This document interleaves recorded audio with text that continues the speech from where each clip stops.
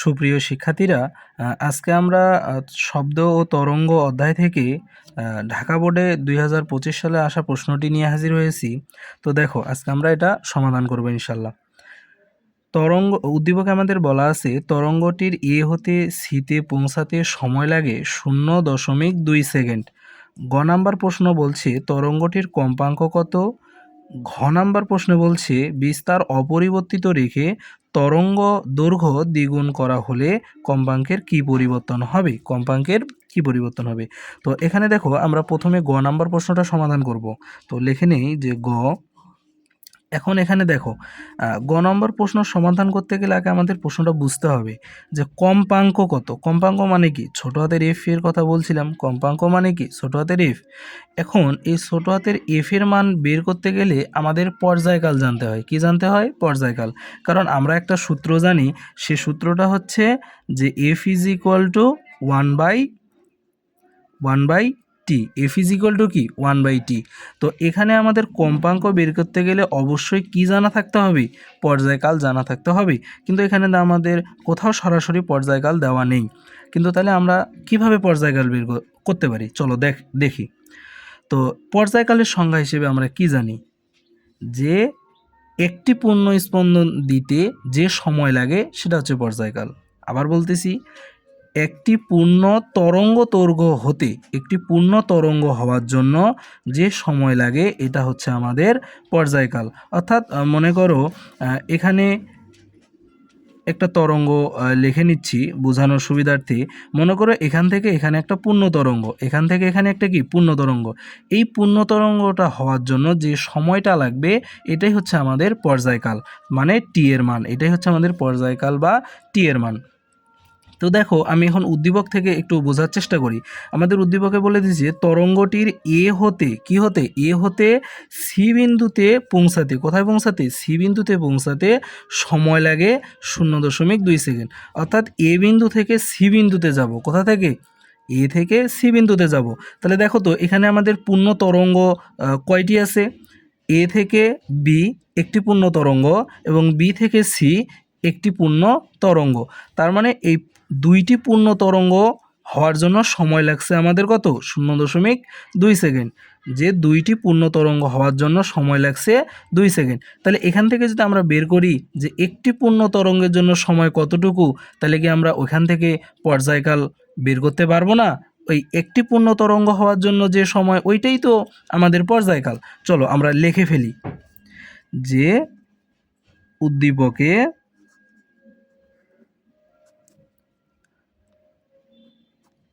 দুইটি তরঙ্গ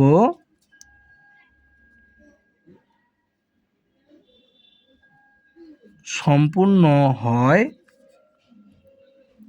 0.2 সেকেন্ডে। তাহলে অতএব একটি তরঙ্গ সম্পূর্ণ হয় 0.2 ডিভাইডেড 2 সমান 0.1 সেকেন্ড। অর্থাৎ আমরা বলতে পারি আমাদের এই উদ্দীপকে পর্যায়কাল কত হবে? 0.1 সেকেন্ড। কারণ এখানে দুইটি পূর্ণ তরঙ্গ হয়েছে 0.2 সেকেন্ডে। তাহলে একটি পূর্ণ তরঙ্গ হয়েছে 0.1 সেকেন্ডে। তাহলে আমরা বলতে পারি অতএব টি ইকুয়াল 0.1 সেকেন্ড। তাহলে আমরা জানি F is equal two 1/t। তার মানে এখান থেকে 1 আর নিচে হলো 0.1। তাহলে ক্যালকুলেশন করলে আমরা কি পাবো? 10। এবং কম্পাঙ্কের একক হিসেবে আমরা কি জানি? হার্টস। তার মানে আমরা পেলাম, অতএব আমরা এখন লিখতে পারি তরঙ্গটির কম্পাঙ্ক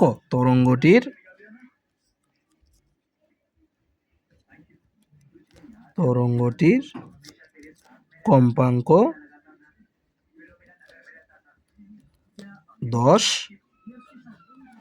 হার্টস। আমার মনে হয় তোমরা প্রশ্নটা বুঝতে পারছো। এই যে আমাদের অ্যান্সার হয়ে গেল। তো এর থেকে সোজা তোমরা কি চাও বলো দেখি? এখানে তো এর থেকে সোজা হওয়ার কোনো ওয়ে নেই, এটাই সব থেকে সোজা ওয়ে এবং খুব ইজি ইজি অঙ্কগুলা। চলো আমরা পরবর্তী প্রশ্নটি সমাধান করি। বলছে কি, বিস্তার অপরিবর্তিত রেখে তরঙ্গ দৈর্ঘ্য দ্বিগুণ করা হলে কম্পাঙ্কের কি পরিবর্তন হবে? বিস্তার অপরিবর্তিত রাখতে বলছে এবং তরঙ্গ দৈর্ঘ্য কী করতে বলছে? দ্বিগুণ করতে বলছে। এখন আমি তোমাদের আগে একটা কথা বলে রাখি, যদি আমাদের মাধ্যম একই হয়, কি হয়? মাধ্যম একই হয়, এখানে তো মাধ্যম সম্পর্কে কিছু বলা নেই, তার মানে আমরা ধরে নেব আমাদের এখানে মাধ্যম কি একই। তাহলে একই মাধ্যমে শব্দের বেগ সবসময় একই থাকবে। একই মাধ্যমে শব্দের বেগ সবসময় কি থাকবে? একই থাকবে। অন্য রাশিগুলো পরিবর্তন হইতে পারে, যেমন তরঙ্গ দৈর্ঘ্যের পরিবর্তন হইতে পারে, আবার কম্পাঙ্কের পরিবর্তন হইতে পারে, কিন্তু সবসময় বেগ একই থাকবে। একই মাধ্যমে, মনে রাখবা, একই মাধ্যমে বেগটা কি থাকবে? একই থাকবে। তো দেখো আমরা এখন সমাধানের দিকে যাই।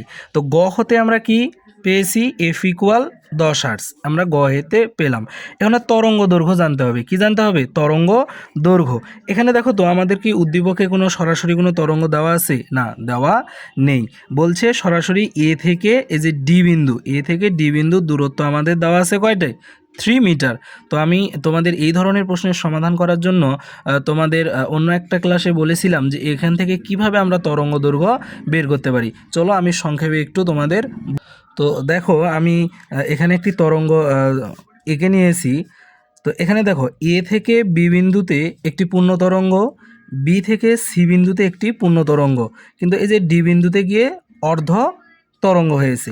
এখন মনে করো কোনো কারণে আমার এখান থেকে এখানকার দূরত্ব দিয়ে দিল 4 মিটার। কত মিটার? 4 মিটার।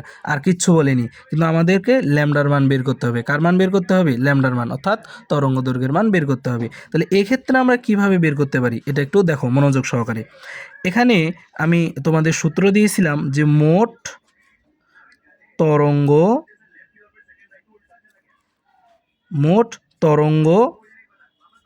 সমান মোট দূরত্ব। মোট তরঙ্গ সমান মোট দূরত্ব। এখন এটা কিভাবে হয় দেখো, মোট পূর্ণ তরঙ্গ, মোট কি পূর্ণ তরঙ্গ।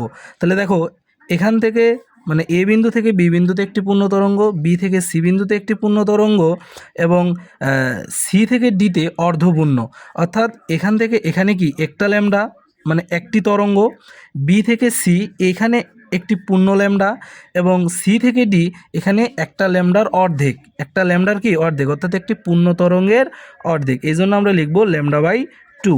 এখন দেখো মোট তরঙ্গ, তাহলে এখানে কি একটি, এখানে একটি, এখানে অর্ধেক, তার মানে এখানে আমরা মোট, মোট মানে কি যোগ, তো ল্যামডা প্লাস সমান মোট দূরত্ব। তাহলে এ বিন্দু থেকে ডি বিন্দুর আমাদের মোট দূরত্ব কি দেওয়া আছে? 4 মিটার। মোট দূরত্ব কি দেওয়া আছে? 4 মিটার। তার মানে আমরা লিখতে পারি এখানে 4। তাহলে এখন আমরা এখান থেকে একটা ল্যামডার মান অবশ্যই বের করতে পারবো।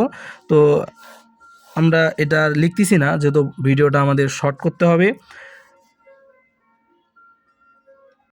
এখন আমরা প্রশ্নের দিকে তাকাই। দেখো আমাদের প্রশ্নে ঠিক একই ওয়ে এরা দেখাচ্ছে।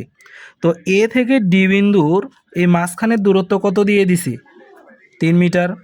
এবং তাহলে আমাকে হিসাব করতে হবে এখানে তরঙ্গ আছে কয়টি। তাহলে এ থেকে বি বিন্দুতে একটি তরঙ্গ, বি থেকে সি বিন্দুতে একটি তরঙ্গ এবং সি থেকে ডি বিন্দুতে একটি। তাহলে মোট তরঙ্গ হইল কয়টি? একটি, দুইটি, তিনটি। তার মানে আমি এই পাশে লিখতে পারি 3 ল্যামডা সমান, এবং আমার দূরত্ব, মোট দূরত্ব দেওয়া আছে কত? 3। তার মানে আমি এবার সে লিখতে পারি 3। অতএব lambda is equal to 3/3 metre সমান 1 মিটার। তার মানে আমরা পেলাম যে আমাদের উদ্দীপকে যে তরঙ্গটি ব্যবহার করা হচ্ছে এই তরঙ্গটির তরঙ্গ দৈর্ঘ্য, এই তরঙ্গটির তরঙ্গ দৈর্ঘ্য 1 মিটার। কত মিটার? 1 মিটার। তাহলে এটা আমরা প্রথম অবস্থায় পেলাম, অর্থাৎ আমাদের প্রশ্নে যে বলছিল তরঙ্গ দৈর্ঘ্য দ্বিগুণ করা হলো, এই দ্বিগুণ করার পূর্বে মানে উদ্দীপকে যা ছিল এই তথ্য থেকে আমরা এই কম্পাঙ্ক এবং ল্যামডার মান বের করতে পারলাম। এখন লিখি যে তরঙ্গ দৈর্ঘ্য পরিবর্তন করে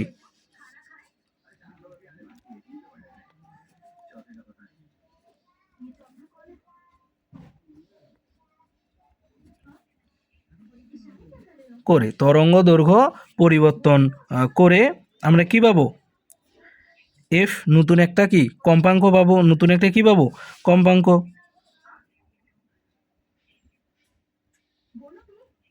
নতুন কম্পাঙ্ক এবং কি পাবো? ল্যামডার মান আমার বলে দিছে যে আগের দ্বিগুণ, মানে তরঙ্গ দৈর্ঘ্যটা কি হবে? আগে যা ছিল এর দ্বিগুণ। অতএব তরঙ্গ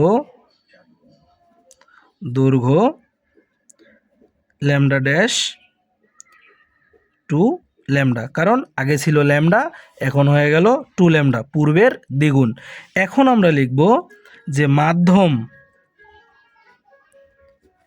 একই হওয়ায়, মাধ্যম একই হওয়ায় বেগ একই থাকবে। মাধ্যম একই হওয়ায় বেগ কি থাকবে? একই থাকবে। মাধ্যম একই হওয়ায় বেগ কি থাকবে? একই থাকবে। তো এখন আমি দেখি যে ভি ড্যাশ সমান ভি, ভি ড্যাশ দ্বারা আমরা বোঝাইলাম পরিবর্তিত, আর ভি দ্বারা বোঝাইলাম একই, তার মানে দুইটা তো সমানই। তো ভি ড্যাশের জায়গায় আমরা এই তথ্যগুলো লিখব এবং ভি এর জায়গায় উপরের তথ্যগুলো লিখব। তাহলে এই ভি ড্যাশের পরিবর্তে আমরা কি লিখব? ভি ইকুয়াল কি এফ ল্যামডা। তাহলে ভি এর জন্য আমরা লিখব এফ ল্যামডা, কিন্তু এখানে কম্পাঙ্ক ড্যাশ এবং ল্যামডা ড্যাশ, এবং ভি এর জন্য লিখব এফ ল্যামডা, কিন্তু এখানে কোনো প্রকার ড্যাশ ব্যবহার করতে হবে না। তাহলে এখন দেখো আমাদের এই কম্পাঙ্ক বের করতে হবে, অর্থাৎ পরিবর্তিত কম্পাঙ্ক বের করতে হবে। তাহলে এখন আমরা একটু মানগুলো বসিয়ে দিই। তাহলে এফ ড্যাশ ডিভাইডেড এফ, অর্থাৎ এই এফকে আমরা এই পাশে নিয়ে আসলাম এবং এই ল্যামডাকে আমরা এই পাশে নিয়ে যাব। তাহলে ল্যামডা ডিভাইডেড ল্যামডা ড্যাশ। তাহলে আমরা এখানে কি পাচ্ছি দেখো, যে lambda dash divided lambda is equal two এই যে ল্যামডা, কিন্তু এই ল্যামডা ড্যাশ সমান আমরা কি লিখতে পারি? 2 ল্যামডা। ল্যামডা ড্যাশ সমান আমরা কি লিখতে পারি? 2 ল্যামডা। তার মানে এখানে আমরা লিখে দিই 2 ল্যামডা। তাহলে দেখো ল্যামডা ল্যামডা আমাদের কি করে দেওয়া যায়? কেটে দেওয়া যায়। তার মানে আমরা লিখতে পারি যে এফ ল্যামডা সমান এফ ডিভাইডেড 2। অতএব আমরা এখন নিচে ব্যাখ্যা করে লিখে দিতে পারি যে পরবর্তীতে কম্পাঙ্ক হবে পূর্বের কম্পাঙ্কের অর্ধেক। পরবর্তীতে কম্পাঙ্ক হবে পূর্বের কম্পাঙ্কের অর্ধেক। এই যে আমাদের প্রশ্নের অ্যান্সার হয়ে গেল। তাহলে আমরা এখানে লিখতে পারি বিস্তার অপরিবর্তিত রেখে তরঙ্গ দৈর্ঘ্য দ্বিগুণ করা হলে কম্পাঙ্ক পূর্বের কম্পাঙ্কের কি হয়ে যাবে? পূর্বের কম্পাঙ্কের অর্ধেক হয়ে যাবে। তো আমরা খুব সহজেই ঢাকা বোর্ড 2025 প্রশ্নটির সমাধান করলাম। তো তোমরা কোন প্রশ্ন বা কত সালের কোন বোর্ডের প্রশ্নের সমাধান চাও অবশ্যই কমেন্টে আমাকে জানাবা, আমরা ওটা নিয়ে পরবর্তীতে ভিডিও করব ইনশাল্লাহ। তো আজকে এই পর্যন্তই, আল্লাহ হাফেজ।